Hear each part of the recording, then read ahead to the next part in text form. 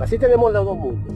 La criptomoneda, que es esencialmente naturaleza privada, porque no hay discrecionalidad en la creación de la moneda. Y lo dejamos ahí en esa corta expresión para que esa nos la dice todo. A diferencia de las monedas que son paralelas, como el petro, que es finalmente paralelo.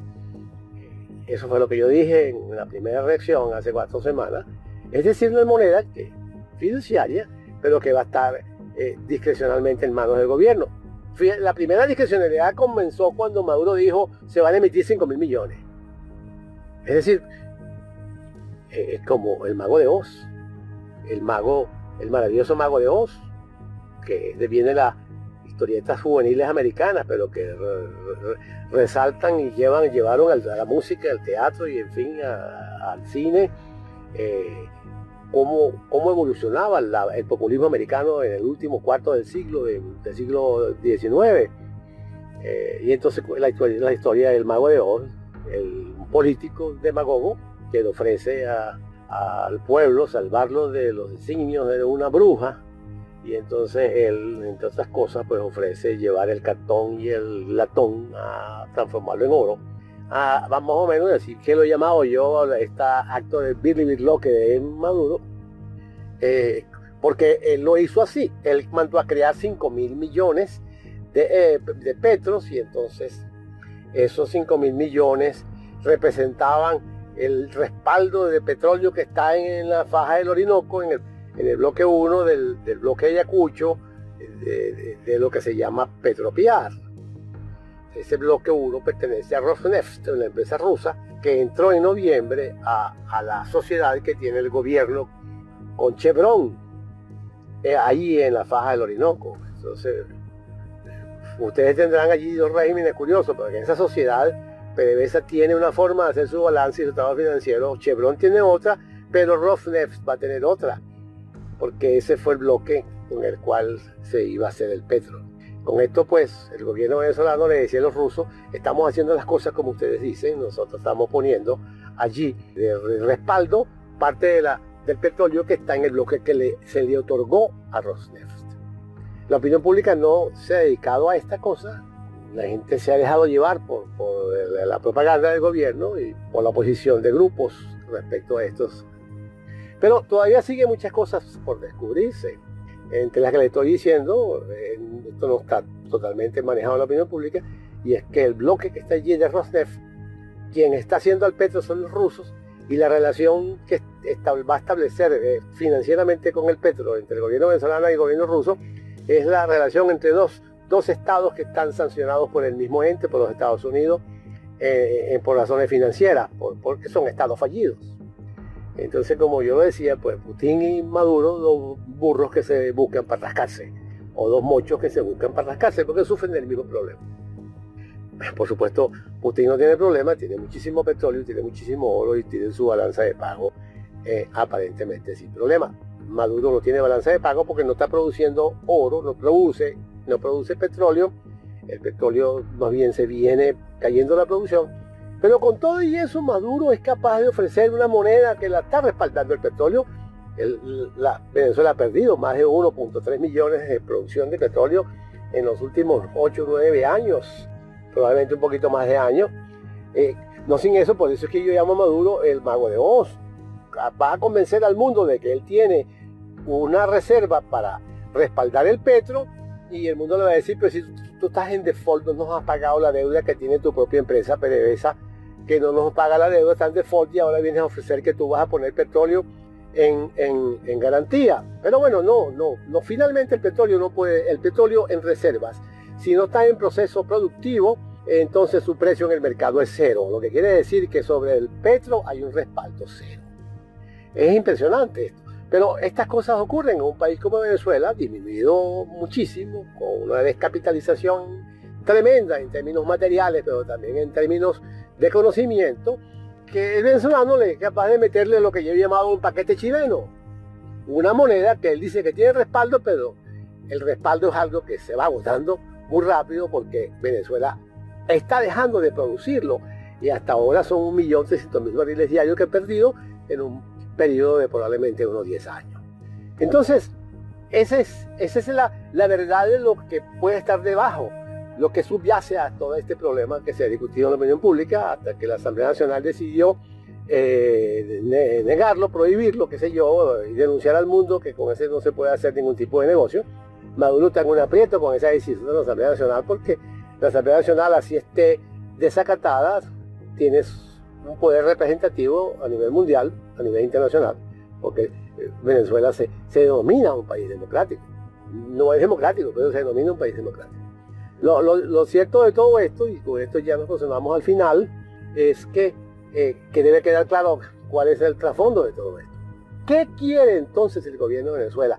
¿Cómo va a poder crear una moneda que no tiene respaldo, como él dice, sino que es una moneda centralizada por el gobierno? Después de haber hecho con otra moneda que tenía también centralizada, que es el bolívar, que también es fiduciaria, pero que de alguna forma en la propaganda política desde hace 40, 50 años se le dice al país que el petróleo es de los venezolanos y que todo depende del petróleo. De alguna forma hay una tácita respaldo de la moneda del petróleo en el bolívar venezolano, y ustedes han visto la tragedia del bolívar, hasta el punto, por ejemplo, que con un bolívar ya no se compra nada, tampoco se compra nada con 100.000 bolívares. Hoy estaba el dólar paralelo a 157. Esa es la percepción que se tiene en el mundo de lo que, no en el mundo de los venezolanos y la gente desde afuera, cuánto cuesta Venezuela. Venezuela está costando 157.000 bolívares por dólar. Está barata, se está vendiendo. Nadie la compra. Esa es la gran tragedia. Entonces, con esa realidad, ¿qué credibilidad puede tener el petro? Inclusive basado en la mentira que el gobierno establece como respaldo del petro, sabiendo que el término de credibilidad le es muy complejo, muy difícil que el mundo le acepte que está produciendo algo que realmente va a tener valor. No. La legislación de la Cámara, de la Comisión de Valores de los Estados Unidos, el SEC, y de todas partes del mundo, porque es un derecho internacional, las reservas de recursos no entran en los balances de las empresas, con excepción de aquellas que están en proceso de producción. Porque como el petróleo es un flujo, el proceso de producción es un flujo que no para. Día y noche, hora, minuto sobre minuto se está produciendo. Lo que quiere decir que día y noche y minutos se están llenando barcos de petróleo. Y eso es lo que se llama el flujo. Eso es lo que se llama en producción. Pero no es el caso del bloque 1, del bloque de Ayacucho, del bloque que maneja Rosneft, para poder producir algo que va a apalancar o que va a servir de colateral o de respaldo de una moneda que se llama petro. Tanto que es así que, para que no se les vaya este detalle de la mano, la empresa dueña de ese bloque, que es Rosneft, la empresa rusa petrolera del Estado, tiene varios bloques de la faja petrolífera del Orinoco, pero su producción apenas si llega a 50.000 barriles diarios. Y ahí pueden ver ustedes las ganas de producir petróleo que hay en Venezuela de parte de los rusos o parte de los chinos. Igual tampoco producen y tienen buenas partes de bloques de la faja del Orinoco. Y entonces nos preguntamos, bueno, pero sí que la faja del Orinoco, más bien la producción ha caído en 350.000 barriles diarios respecto al año 99. Y entonces, ¿qué es lo que está ocurriendo? Y la gente dirá, pero esto es un fake, ¿cómo va a cubrir o a respaldar algo que no tiene con qué? Porque tiene las condiciones de una industria que ha colapsado como la industria petrolera. Esto está lleno de contradicciones todo esto, la propuesta del gobierno. El gobierno tendrá que conformarse en transformarla en una moneda, es decirle al mundo que tenga una moneda de paralelo, y entonces a través de allí viene el gran problema que tiene que resolver, que es, hay una serie de instrumentos de deuda venezolano, bonos, que están en el mercado financiero, algunos en default, otros van cayendo en default mes a mes. Esos papeles quisieron utilizarlos como medios de pago. Los bancos y empresas en el mundo dejaron de aceptarle bonos a PDVSA de su propia cosecha de bonos, o bonos de la República, para pagar sus propias deudas. Y entonces eso es una operación normal financiera que se puede hacer en condiciones normales de sanidad administrativa y económica en una empresa cualquiera petrolera. Pero dejaron de aceptárselo a PDVSA, vino el default, vino el congelamiento de muchos pagos de estos a tenedores de los bonos. No se pudo pagar, quedaron congelados porque Venezuela tiene, y PDVSA tiene en su cartera muchísimos bonos que nunca han estado en un mercado primario, fueron emitidos y dejados en su portafolio, y ahora cuando van a buscar la forma de convertirse en efectivo, en liquidez, se consiguen con que no la Euroclear lo aceptó, y ese es el centro donde se efectúan los pagos internacionales de este tipo de pagos de instrumentos financieros soberanos. Además de soberanos, muchas otras cosas más en Euroclear, pero en este caso nos vamos a reducir a deuda de un país, de empresas o de empresas públicas, en este caso de empresas del Estado venezolano, que es el caso de PDVSA. Al final, ese es el horizonte del petro. Como ahí la transacción está encriptada, no se sabrá entonces qué se hizo con una cosa. Alguien lavará esos bonos, los comprará a los petros y con los petros lavará los bonos, y entonces aparecerá como por actos de Birloque, del maravilloso mago de Oz, aparecerán unos dólares con los cuales se irán a pagar las deudas que el país debe.